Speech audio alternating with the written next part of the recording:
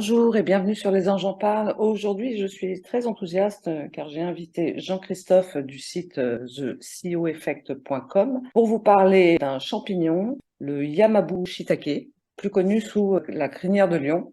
Et j'invite vraiment tout le monde, c'est exceptionnel parce qu'en général je ne le fais pas, à rester jusqu'au bout de la vidéo parce que en toute dernière partie, on va vous parler d'une dernière étude qui a été publiée en janvier 2023, très très intéressante. Donc, si le sujet vous intéresse, restez vraiment jusqu'au bout.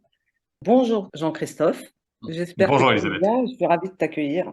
Merci de m'accueillir de nouveau. Qu'est-ce que tu peux nous dire sur ce super champignon?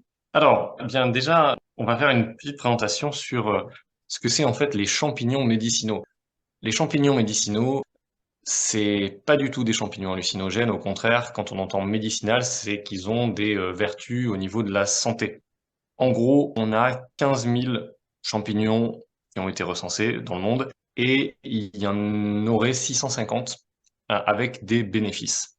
Sur ces 650, on utilise entre 10 et 15 champignons maximum dans la pharmacopée traditionnelle. Pourquoi on utilise ces champignons-là? Parce qu'ils ont été utilisés depuis des millénaires ou peut-être des siècles pour les plus récents pour leurs vertus et leurs très nombreuses vertus. Pourquoi? Parce que globalement, ils ont quoi? Ils ont trois choses en commun. Ils ont tous ce qu'on appelle des bêta-glucanes, des triterpènes et de l'ergostérol. C'est des notions sur lesquelles on reviendra éventuellement un jour, mais tous ont en commun ces trois composés, et ces composés actifs permettent à ces champignons d'avoir un spectre de bénéfices qui est assez large. Aujourd'hui, on va parler de la crinière de lion, qu'on appelle également l'Ericium erinaceus, ou également en français Hydne hérisson, c'est imprononçable. C'est pour ça que chez CEO, on l'appelle la crinière de lion. C'est beaucoup plus simple. Et pourquoi on l'appelle la crinière de lion?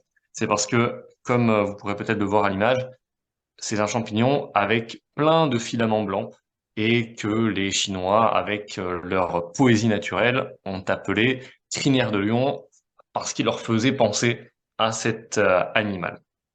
Les champignons, donc là, ils sont utilisés en fait, comme je le disais, depuis des millénaires en Asie traditionnellement pour en gros le soutien du système immunitaire et la longévité. Donc c'est très large. Et depuis quelques années seulement, une vingtaine d'années, il débarque en Europe. Pourquoi je vous dis ça? C'est parce que on a une très longue utilisation en Orient, vraiment récente chez nous, ce qui fait que on a une connaissance qui est très partielle par rapport à eux. Et on a, mine de rien, quelque chose qui est absolument génial, évidemment qu'ils utilisent également, c'est la science occidentale qui permet d'objectiver certaines utilisations qui ont été faites de manière traditionnelle. La crinière de lion, on lui recense à peu près 8 à 10 effets qui ont été donc étudiés, recherchés. On va venir sur son effet sur le cerveau, ce qui est très important et c'est notre sujet principal du jour. Mais globalement, des études en fait ont recensé pas mal de bénéfices, comme je le disais. On a par exemple une réparation de la muqueuse digestive. En gros, ce champignon est utilisé depuis vraiment très longtemps pour permettre aux gens de réduire leur ulcère gastrique ou de réduire tout simplement leur douleur intestinale parce qu'en fait, il empêche le développement d'Helicobacter pylori. C'est un truc sur lequel on reviendra peut-être un jour. Également, il aiderait à lutter contre la dépression et l'anxiété. Il permet de baisser la glycémie. On sait comment ça marche, c'est quand en fait il bloque l'enzyme alpha-glucoside et donc à partir de là, ben, le glucose est moins bien absorbé dans le sang. Il a une activité antioxydante et anti-inflammatoire majeure. Ça, il a de commun avec notamment le reishi et le chaga. Et il active également le système immunitaire intestinal. Donc ça fait partie de ces bénéfices qui ont été étudiés, recensés par la science, on va dire, depuis une vingtaine d'années, puisque vraiment les études sur ce champignon-là sont assez récentes. On a vu que ces champignons ont été vraiment étudiés, que ce soit in vitro ou in vivo. In vitro, ça va être dans des boîtes de pétri où on va mettre des cellules en contact avec les champignons. Et in vivo, principalement, ça va être comme à peu près toutes les études qui sont faites sur des souris. On D'accord. a, mine de rien, et c'est très important, fait des études sur le cerveau de l'homme. Ce qui permet de dire, OK, objectivement, sur l'homme, ça fait tel et tel et tels effets. Et donc ces études-là, en fait, sont de plus en plus nombreuses. Pourquoi? Parce que la crinière de lion, vraiment, vraiment, elle vend en poupe et semble être vraiment prometteuse sur notamment ses effets sur le cerveau, comme on va le voir dans pas longtemps. Je fais un petit retour sur la crinière de lion. Qu'est-ce que c'est? Je vous parlais un petit peu du côté ce très joli champignon qui est blanc, qui est très beau. C'est un champignon médicinal, mais qui se cuisine également. C'est un champignon gourmet. Tu as parlé du terme japonais Yamabu shiitake. Donc dans Yamabu shiitake, il y a shiitake, que à peu Champignon. près, je pense, tout le monde connaît, qu'on cuisine, qui est très bon à cuisiner, et le Yamabu shiitake va également se cuisiner. On va avoir un goût un petit peu type crevette, homard, langoustine. Enfin voilà, on va avoir un petit goût de crustacé avec également un petit goût de sous-bois parce que mine de rien, ça reste un champignon. C'est très très très agréable en cuisine. Mais si on le cuisine comme ça, en gros, on va passer à côté de l'immense majorité de ces effets. Pourquoi? Parce que comme on en parlait avant cette vidéo, on a de la chitine. Et la chitine, en fait, est indigeste, complètement indigeste. C'est une barrière, une protectrice. Et à partir de là, en fait, pour solubiliser cette chitine, pour que le corps, en fait, puisse absorber les composés actifs des champignons, il faut enlever cette chitine. Et ça, comment on le fait? On le fait via une extraction à l'eau, à l'alcool ou aux ultrasons. Donc, pour faire peut-être un petit rappel par rapport à ces composés actifs, il y en a deux qui sont très connus depuis une trentaine d'années, c'est les éricénones et l'éricine. Et très récemment, on a découvert deux autres composés dont on va parler à la fin de la vidéo et qui marchent extrêmement bien. L'auricine, on s'en sert dans des produits de beauté, il me semble. Je suis pas expert en cosmétique, mais ça ne m'étonnerait pas parce que ça a un effet anti-inflammatoire et antioxydant. Donc, il est très possible que l'extrait soit utilisé pour ça. D'ailleurs, il y a des champignons de plus en plus qui sont utilisés en cosmétique. Après cet aparté, je te laisse poursuivre. On parlait, Elisabeth, vraiment des effets du champignon de l'éricium sur le cerveau. Tout simplement, on va revenir à comment ça marche. Parce que ce qui, moi, m'importe, c'est pas juste de me dire, OK, cool, je prends une pilule A, B, C et ça me fait du bien ou pas. Je cherche en ayant créé SEO. Moi, là-bas, je cherche à me guérir. Je cherche à comprendre la biologie fonctionnelle, comment ça marche, comment le cerveau marche ou comment le corps fonctionne. Et à partir de là, comment les plantes, ou pas d'ailleurs, parce qu'il y a d'autres composés qui sont pas des plantes qui marchent très bien, comment, on va dire, certains compléments peuvent aider le corps à se rétablir. Donc là, en fait, ce que on va discuter ensemble et peut-être ce que les auditeurs vont apprendre, c'est au niveau du cerveau, comment ça marche. Parce que si on ne sait pas comment marche le cerveau, on pourra se dire, OK, très bien, c'est cool, ça me fait des effets, mais au final, Effectivement, c'est intéressant de voir les interactions à l'intérieur du cerveau pour comprendre tout ça. ouais, donner une image globale. Ça va être très basique, hein, donc que ceux qui sont en biochimie me pardonnent, mais là, on va faire de la vulgarisation.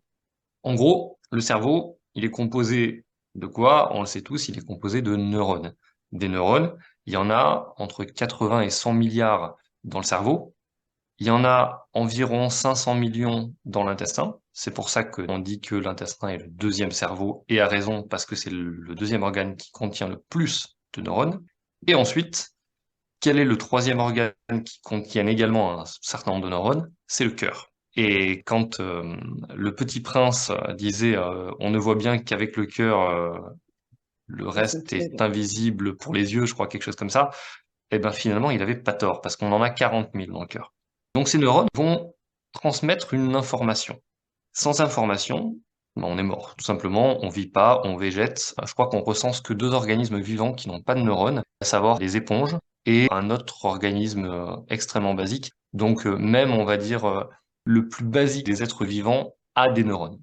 Et c'est primordial de se dire, OK, bah, les neurones, en fait, il faut absolument qu'on en prenne soin parce que sans un bon fonctionnement des neurones, on sait vers quoi ça mène. Ça mène vers une dégénérescence progressive, en fait, du cerveau et de toutes nos fonctions à côté. Comme certaines maladies, comme Et Alzheimer. voilà, exactement. Et en fait, c'est drôle sans l'être, mais quand on a 30 ans, 40 ans, 50 ans, on se dit, ah, quand on a une perte de mémoire soudaine, on se dit, ah, c'est Alzheimer, on en rigole. Et puis, à partir de 65, 70, pour certaines personnes, malheureusement, on a des pertes de mémoire qui sont de plus en plus récurrentes. La blague qu'on faisait quand on avait 30, 40, 50 ans, ben là, la blague, ça devient plus une blague. Ça devient peut-être une petite inquiétude. Et donc, prendre soin de ces neurones, mais c'est vitalissime. Et du coup, en fait, ces neurones, certes, c'est un petit noyau, ok. Il y a un petit noyau prolongé en fait par des filaments qu'on appelle des neurites. Et donc exactement, si on rentre dans le détail, c'est des axones ou des dendrites. Ces neurites-là vont permettre de se connecter avec d'autres neurones, ok, via en fait ce qu'on appelle l'espace qu'on appelle les synapses. Il me semble qu'on en avait déjà parlé dans la première vidéo. Oui. Au bout des neurites, eh ben, ils cherchent en fait en permanence à se connecter à d'autres via en fait des cônes de croissance. Pourquoi je vous parle de tout ça? C'est parce que le champignon crinière de lion va avoir un effet justement sur ces neurites et cônes de croissance. On va le voir très très rapidement. Comment ils arrivent à croître? Ça se fait pas par magie, c'est pas du Deus ex machina, tac, ça arrive. Non, non, on l'explique depuis une trentaine d'années. C'est une étude japonaise à la base qui a montré ça. On a des facteurs de croissance nerveuse. Facteur de croissance, c'est quoi? C'est tout simplement c'est une substance qui régule la fabrication ou la croissance tout simplement de certaines cellules en conditions normales. Les cellules, elles croissent, elles survivent parce que bon, bah, elles font leur boulot. Et dans ces facteurs de croissance, je rentre juste un tout petit peu dans le détail parce que c'est celles qui vont nous concerner. On a ce qu'on appelle des facteurs neurotrophes. Ok, ces facteurs neurotrophes, ils sont spécifiquement dédiés aux neurones, comme on l'entend, neurotrophes. Et donc, ils permettent aux neurones de se développer et les neurones qui sont déjà matures, donc ceux a priori grâce auxquels on peut parler ensemble, il faut qu'ils les gardent intacts. Et le D'accord. problème, c'est que avec le temps, eh bien, ces facteurs de croissance, donc on a ces facteurs de croissance nerveux et facteurs de croissance dérivés du cerveau, ok, BDNF et NGF en anglais, eh bien, elles se font de moins en moins actives. Ok, c'est des protéines qui sont de moins en moins actives. D'où le fait qui est progressivement, ou d'ailleurs parfois malheureusement subitement. Un déclin? Ouais, c'est ça, une dégénérescence, un déclin. On le voit, on le sait, on va parler très rapidement de plasticité neuronale, mais on pensait encore récemment que jusqu'à 20 ans, le cerveau créait des neurones et après d'un coup il arrêtait. Et qu'on se disait qu'à 30 ans, on commençait à vieillir. C'est complètement faux. Pourquoi? Parce que le cerveau crée en permanence des nouvelles connexions grâce notamment à ces facteurs-là, que sont les BDNF et les NGF. Et donc en fait, si tu veux, je dis tu, vous, je te parle à toi et je parle aussi aux auditeurs, mais on est sur quelque chose qui est un phénomène endogène, c'est-à-dire qui se produit naturellement dans le cerveau.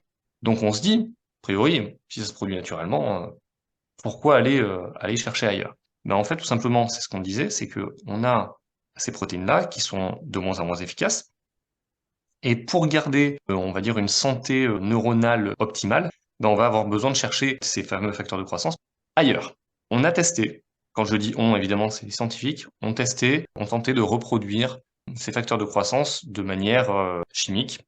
Et le problème, c'est qu'en fait, pour le moment, la science n'y arrive pas parce qu'il faut que ces facteurs de croissance puissent traverser ce qu'on appelle la barrière hémato-encéphalique. Donc, hémato, Le sang. sang, et encéphalique, c'est le cerveau. Et là où arrive enfin, au bout de je ne sais pas combien de minutes de discussion, la crinière de lion, c'est que la crinière de lion va avoir des composés actifs dont on a parlé tout à l'heure, éricénone et éricine, qui vont arriver à traverser cette fameuse barrière hémato-encéphalique. Ok, donc, quand on prend de l'extrait, et j'insiste sur le mot extrait, quand on prend de l'extrait de champignons, de crinière de lion, ou même de l'extrait de champignons de manière globale, mais là, ici, de l'extrait de crinière de lion, eh bien, ces fameux composés actifs, ils vont traverser cette barrière hémato-encéphalique, ok, donc ils vont arriver directement aux neurones. Donc, je trouve que c'est absolument passionnant.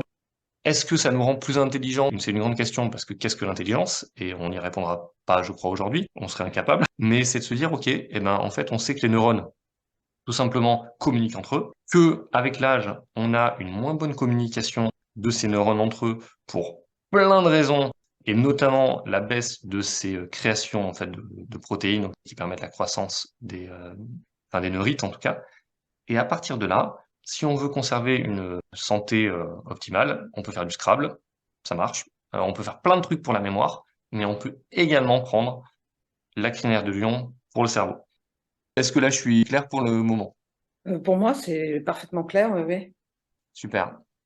Et du coup, on sait là depuis les premières études sur le cerveau et la crinière de lion ont eu lieu entre 2008 et 2012, ça a été les toutes premières, et on s'est rendu compte, c'est une chose qui va t'intéresser, que l'éricénone, en fait, les éricénones, exactement éricine A et éricine B, permettent la création de nouvelles cellules dans l'hippocampe.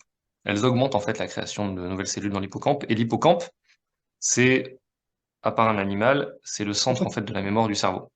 Oui, Donc là où finalement, quand il va y avoir ces nouvelles cellules, eh ben, elles vont être plus actives, elles vont mieux communiquer entre elles et elles vont relâcher plus de neurotransmetteurs. Ok?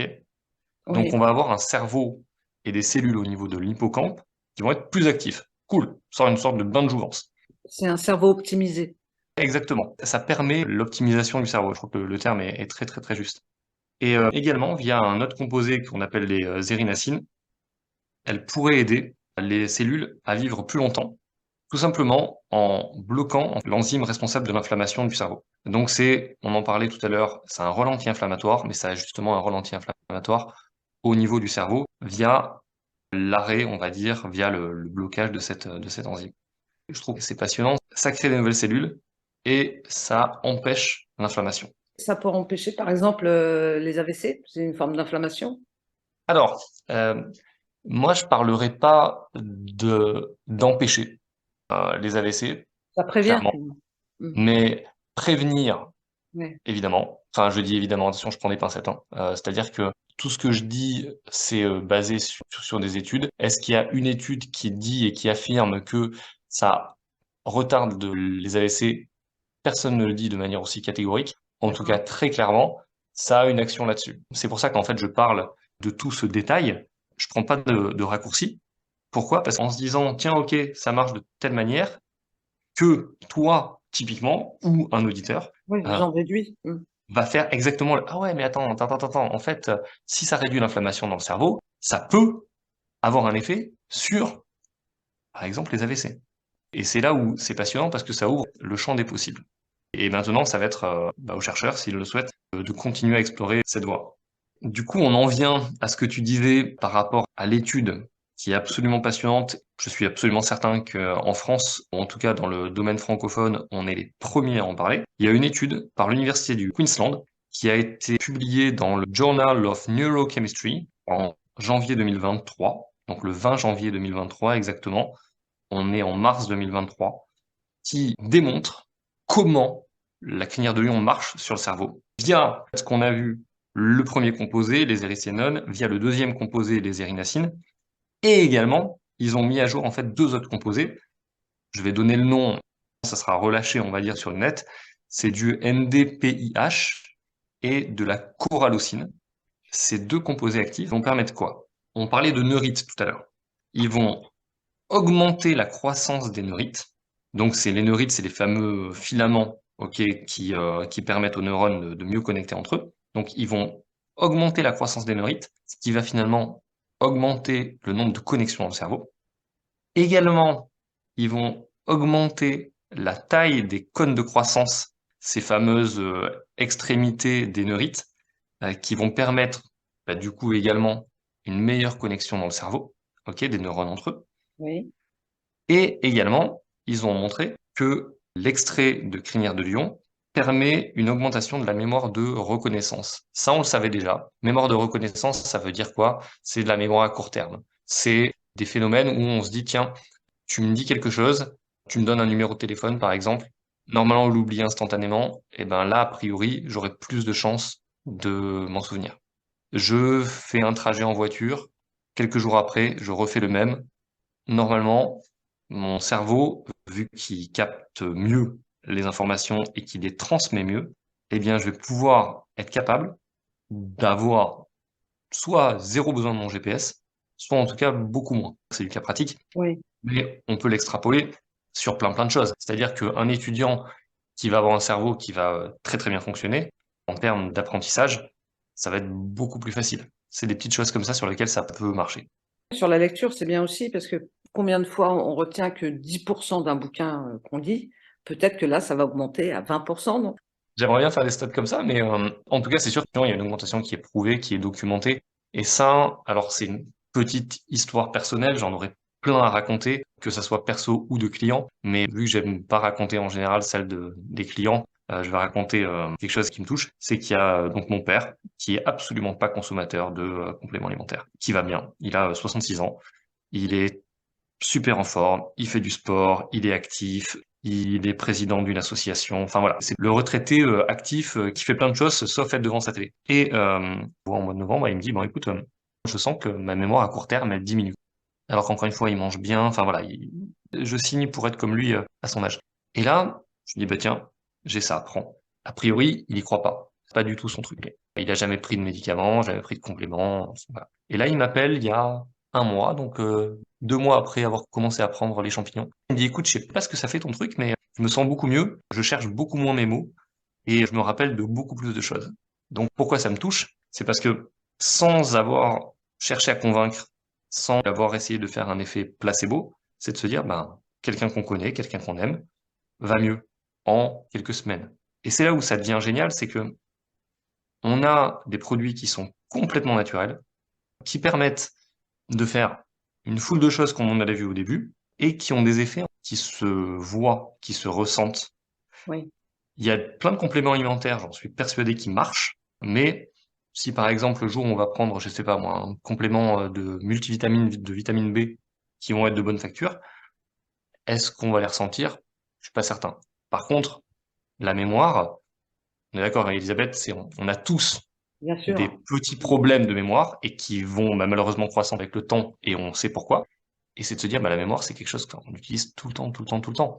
Donc à partir de là, si on a ici un champignon, mais il y a d'autres produits évidemment qui agissent sur le cerveau, qui fait un effet et qu'on ressent, pour moi, c'est pump it up, quoi. Ça y est, on a. C'est sûr. Voilà. Je vais Oui. essayer, je te dirai, parce que j'ai quelques problèmes de mémoire, mais depuis très longtemps. Du coup, je vais voir s'il y a une amélioration. Je le dirai sous la vidéo quand j'aurai les effets. Super. Oui, effectivement, ça sera super intéressant de voir pour chez toi comment ça marchait. Pour terminer là-dessus, sur vraiment les effets du cerveau, ce qu'il faut retenir, c'est que, en gros, si vous avez plus de neurones, vous avez une meilleure communication entre les neurones, et du coup, en ayant une meilleure communication entre les neurones, vous avez tout simplement un meilleur fonctionnement cérébral. Donc, un meilleur fonctionnement cérébral, vous en faites ce que vous voulez, vous avez compris où ça mène, a priori, et je dis bien a priori, meilleure mémoire immédiate, meilleure mémoire des lieux, et un cerveau, bah, tout simplement, qui va plus vite. Voilà, je crois que ça, c'est important à retenir. On a cette aide qui existe, qui est très peu connue chez nous, Oui, mais qui dont est les effets, naturel en plus. ouais, exactement, et dont les effets se sont documentés. Et à propos de la posologie, combien de grammes faut prendre par jour? Et les capsules Les gélules. que tu commercialises, on dit que c'est 3 grammes, mais c'est pas précisé sur les tiennes. Donc ça veut dire que 2 capsules correspondent aux 3 grammes? Non, alors, du coup, on va y revenir, c'est une super question, ça, Elisabeth, merci de la poser. Les champignons médicinaux, je vais faire très très très brève, mais c'est comme vendre des champignons médicinaux à un Européen, c'est comme vendre du vin rouge à un Chinois. C'est extrêmement facile de le berner. Pourquoi? Parce qu'il y connaît rien. Les Chinois utilisent des champignons médicinaux depuis des milliers d'années. Les Européens ou les Français boivent du vin depuis des milliers d'années. Vous voyez ce que je veux dire. Faire passer des vessies pour des lanternes, c'est extrêmement facile quand on n'y connaît rien. Et à partir de là, je vais répondre à ta question via un point, c'est que je le répète depuis le début de cet entretien, un champignon médicinal, quel qu'il soit, il faut qu'il soit absolument extrait. Acheter de la poudre, ça sert pas à grand-chose. Et il faut que ça soit bien extrait, c'est-à-dire que il faut que ça soit issu de la fructification, donc c'est-à-dire de la partie externe du champignon, et pas du mycélium. Pourquoi je fais une parenthèse, mais en fait le mycélium, c'est les racines du champignon, c'est fin comme un cheveu, ça pousse dans un substrat, en général un substrat d'avoine ou de son. Et le truc, c'est que à l'heure actuelle, il est extrêmement compliqué, extrêmement cher de séparer le mycélium du pain d'avoine ou du substrat dans lequel il pousse. Donc ce qui veut dire que quand on va acheter un complément de champignon extrait du mycélium, sauf exception, parce qu'il doit en exister, sauf exception, on va se retrouver à prendre des compléments alimentaires d'avoine ou de son, ou de seigle. Et donc, le mycélium, il y a des propriétés, mais en général, c'est fait que en laboratoire. Par contre, la fructification, ou le carpophore, la partie aérienne, eh ben, tout simplement, on le sait directement, elle ne contient absolument pas de ce substrat. Donc là, j'insiste sur le Donc, côté. faut vraiment avoir affaire à des personnes qui commercialisent, mais vraiment de bonnes sources. Il faut de la partie aérienne. Moi, ça m'a pris des mois et des mois et des mois à comprendre les différences parce qu'il y a énormément d'opacité et il y a énormément d'opacité. Pourquoi? C'est parce que tout simplement, il y a des enjeux financiers qui sont énormes Oui, et puis c'est pas vraiment réglementé. on peut faire dire ce qu'on veut. Et encore une fois, je reprends mon exemple du vin rouge. Vous marquez Bordeaux et vous le vendez en Chine, vous pouvez le vendre très cher. Par contre, Entre Bordeaux rive gauche, Bordeaux rive côte droite, déjà il y a une différence hein, de goût. Et puis après, entre le château X, château Y, château Z, premier grand cru classé, deuxième grand cru classé et compagnie, on n'est pas du tout dans la même qualité. Et ben là, c'est exactement la même chose pour les champignons. C'est-à-dire que on peut marquer crinière de lion, puisque c'est le sujet du jour. Oui, L'autre nom, c'est Ericium, ok. On peut marquer ça, mais en mètres, hein, bien sûr. Vous mettez dedans de l'éricium. Mais si vous mettez juste un champignon que vous avez fait sécher et que vous avez réduit en poudre, cette fameuse chitine dont on a parlé tout à l'heure il va être vous dedans. empêchera en fait d'absorber les composés actifs. Oui, et puis la Donc, chitine, on le sait, peut être allergisante. Pas forcément bon pour les asthmatiques.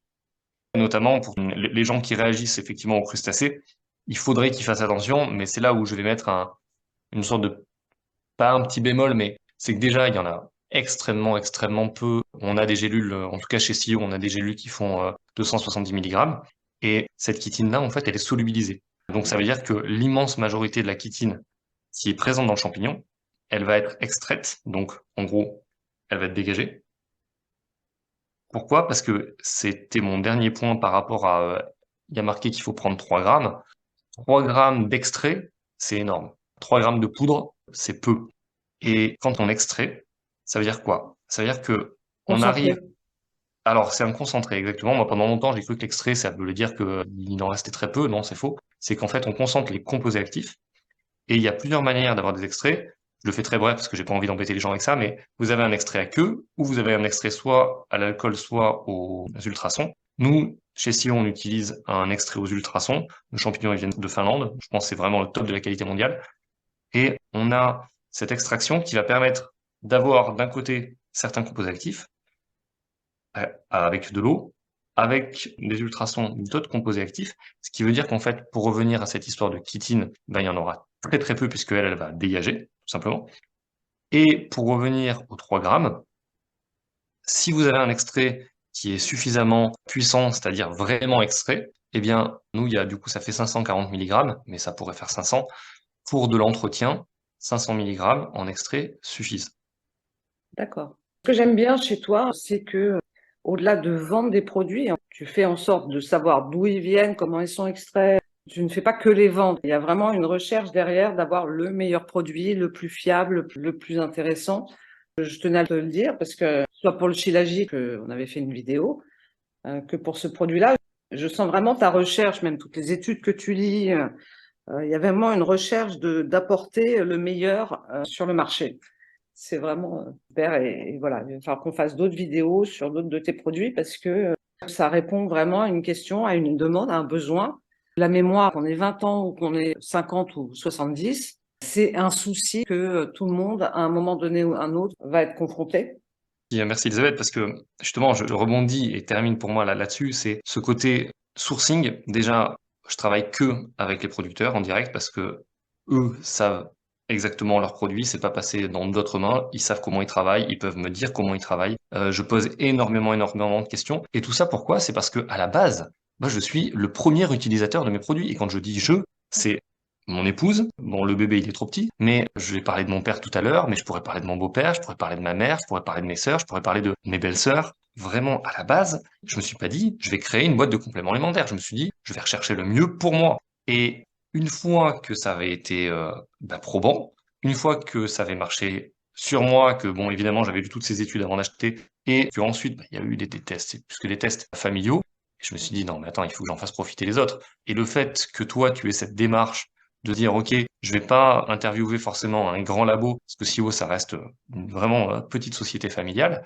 Je trouve que c'est merveilleux parce que on arrive à avoir cette connexion qui va au-delà du produit. Et je pense que tes auditeurs le ressentent avec tous ceux que tu as interviewés.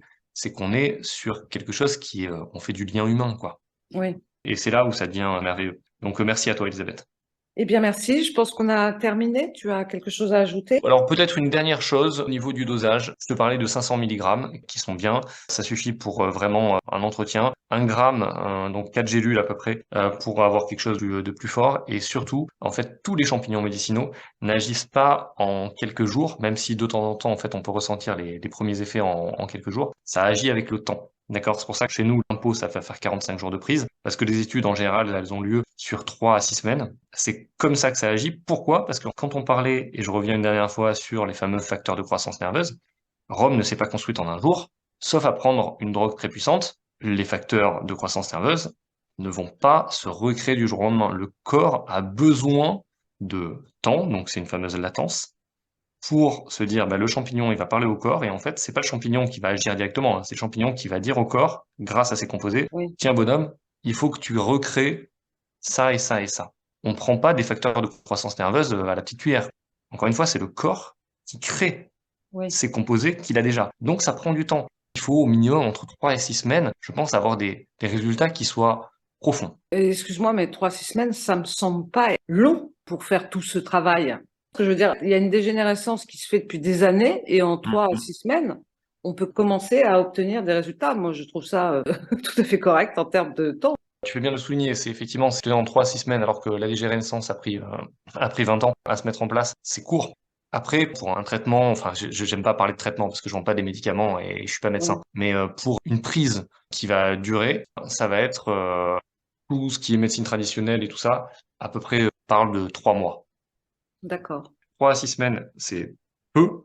Si on regarde le temps que la dégénérescence prend comme temps à s'installer, et en même temps, que ce soit les études plus longues et surtout les médecines traditionnelles, parce que si vraiment s'inscrit dans une symbiose entre les sciences modernes et les médecines traditionnelles, eh bien, ils recommandent une utilisation au minimum de 3 mois. Et en 3 mois, le corps a, lui, la capacité de se remettre en marche.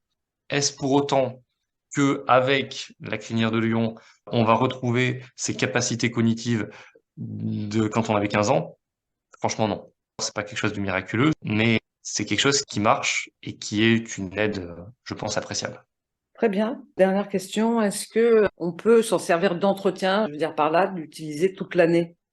Alors, ça, c'est quelque chose qui est très personnel parce qu'il n'y a aucune étude qui ont lieu sur une prise à l'année. Une cure de 3 mois? Tout ce que je recommande, tous les compléments alimentaires, quels qu'ils soient en vérité, c'est de se connecter, hein, et je crois que ta chaîne pour ça est absolument géniale. Ça parle de reconnexion à soi et de connexion à ce qu'il y a au-delà. Et se dire, on fait une cure de 3 mois, en 3 mois, ça a le temps d'agir. Après, on peut faire une pause et se dire, OK, je m'arrête. Et si à un moment donné, j'en ressens un besoin, j'en reprends. Ok. Ça me Vraiment. semble plus pertinent. Ça fait Oui, comme un boost. ouais, clairement. J'ai fini avec les questions. Un grand merci, Jean-Christophe, d'avoir donné toutes ces précisions sur la crinière de lion, qui me semblent très intéressantes. Et j'espère qu'on va se retrouver bientôt, peut-être pour parler de la crinière de lion sur un autre sujet, parce que on l'a vu, ça a des effets sur un certain nombre de choses, si tu en es d'accord, ou sur un autre sujet, un autre complément alimentaire que tu proposes. Eh bien, ça sera avec plaisir. Merci, Elisabeth. Pour conclure, pensez à préserver vos neurones et à bientôt sur Les Anges en parlent.